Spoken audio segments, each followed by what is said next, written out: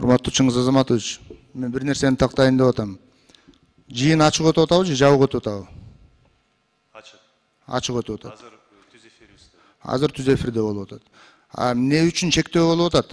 Конституциялык мыйзам бийикпи же буйрук бийикпи? Мыйзам бийикпи же буйрук бийикпи? Бизди 3 депутатты сырттан 1 сааттан бери киргизбей атышат. Биз айтып атабыз, конституциялык мыйзамды көрсөтүп атабыз. Деп жогорку кеңештин депутаты тинтилүүгө, жекече текшерүүгө алынышы мүмкүн эмес деп жазылып турат. Бул не деген сыйлабастык? Бул не деген парламенттин үстүнөн басмырлоо? Бул не деген желкеден алып жерге жикирүү? Мындай болбош керек, урматтуу туугандар. Телефонуңарды таштап киргиле, ачык болуп атат могу жерде. Баш мыйзам менен жашайбызбы же буйрук менен жашайбызбы? Кечээ биздин өлкө башчы, президент, мен буйрук берем, ачык өтсүн деген. Жемне президенттин үстүндө да президент барбы бизде? Мындай болбойт туугандар. 1 сааттан бери 3 депутат кире албай турдук. Түрткүлөп атат сыртта. Бул болбойт мындай. Мынакей, мен сиздерге дагы бир жолу көрсөтүп коеюн. Конституциялык мыйзамда жазылып турат. Уят мындай. Мына бизде азыр ачык өтүп атат. Түз эфирдебиз, туурабы? YouTube'да. Маалыматы боюнча ооба. Бирок биз өзүбүз дагы ошону билбейбиз да. Бул жерде отуруп аны билбейбиз. Телефондорду алдырып алышты. Мына журналисттерди чакырып, камераларды эч кимге уруксат жок киргизгенге. Эмне себепми? Ачык болуш керек да. Ачык деген бүт, значит, маалыматты таратуу боюнча ачык болуш керек. Же жабык кылыш керек. Эми бирок жарым ачык, жарым жабык андай болбойт дейм.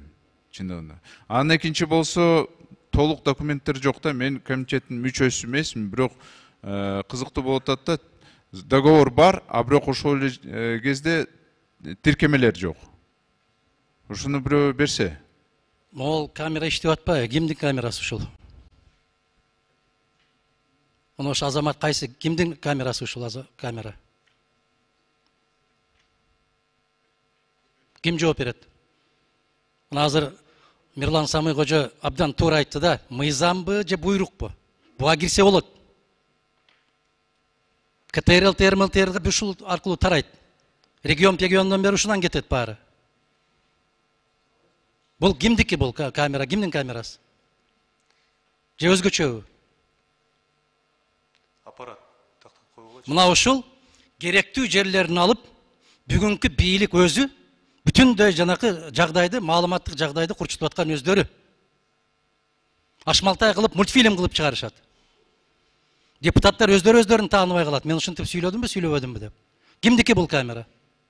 Ким жооп берет? Кантип кирип келди бул жака? Бул жерде жабык өткүзүш, ачык өткүзүш талкуу болуп атат. Кээ бир депутаттар чыгып, ратификация боюнча мондай документтер керек деп окуп берип атасыңар. Бул туура мыйзамдын талабы, конституциянын талабы. Бирок силер бир нерсени эсиңерге алып коюңуздар, урматтуу депутаттар. Бүгүн эч кандай ратификация өткүзүп аткан жерибиз жок. Биз келишимдин долбоорун талкуулап, макулдашууга гана алып келип атабыз. Буюрса, эки президент колду койсо, андан кийин сиздерге ратификацияга алып келет. Ошондо бая сиз айткан, мен жакшы тааныбайт экенмин, урматтуу депутат Кожокуловго окшойт. Ооба. Сиз айткан жанагы перечень документов ошондо алып келинет. Ратификация болгондо. Сиз ошону окуп берип атасыз. Ошону мындай айырмалап койсоңуздар. Азыр макулдашуу. Комитет менен гана. Бул макулдашуу даже эртең биз парламентке алып чыкпайбыз. Сиздерге маалыматты берип макулдашып коелу, андан кийин президенттер колду коет, андан кийин ратификацияга алып келебиз. Пожалуйста, ошол жерде баардык керектүү документтер каралат. Бул биринчиден. Экинчиден, мына эмне үчүн жарымы ачык деп атасыздар? Жарым жабык, жарымы ачык эмес. Мына башталышында мунун баардыгы ачык биз көрсөтүп атабыз. Силер талкууга алгыла, комитеттин депутаттары, урматтуу депутаттар сүйлөсүн, айтсын деп туруп. Биз документтерди көрсөткөн маалда бул жерде көптөгөн биздин документтер, карталарыбыз совершенно секретный карталар. Так. Алардын бардыгын кол коюлганга чейин ачыктаганга биздин укугубуз жок. туура кече президентибиз айткан 2 күн алдын баарын ачык көрсөткүлө деп мына депутат Самый Кожа айтып атпайбы? Эмне үчүн президент үстүнө да президент бар? Эч кандай андай эмес. Президент сөзү так аткарылат. Президент менен бүгүн эртең менен биз макулдаштык. Биздин колубуздагы бүгүнкү көрсөтүп аткан карталарыбыз совершенно секретный болгондуктан ушуну биз эч кандай камерага тарттырбастан комитеттин мүчөлөрүнө, коомчулукка, урматтуу журналисттерибизге түшүндүрүп айтып берейли деп атабыз. Так. Андан кийин буюрса кол коюлган болсо, ошондон кийин гана ачыктаганга биз укугубуз бар. Бул жерде көптөгөн биздин журналисттерибиз бар, көптөгөн биздин башка коомдук инсандарыбыз келип отурат. Көпчүлүгүнүн эле мына секретный документтерге эмеси жок, жанагы допускасы жок. Ошондуктан урматтуу туугандар, урматтуу депутаттар, ал эми мына тартып аткан камера бул допускасы бар биздин улуттук коопсуздук мамлекет комитетинин камерасы. Единственный камера, который снимает и все. Это все задокументируется. Так. Потом первый отделге тапшырылат, ошол жерде сакталып калат. Аны эч жака чыгарбайт, мына адаган кисач айтып атпайбы, кыркып, баркып чыгарат деп. Эч ким эч жака чыгарбайт. Ошондуктан мына азыр ушул нерсе каралып атат.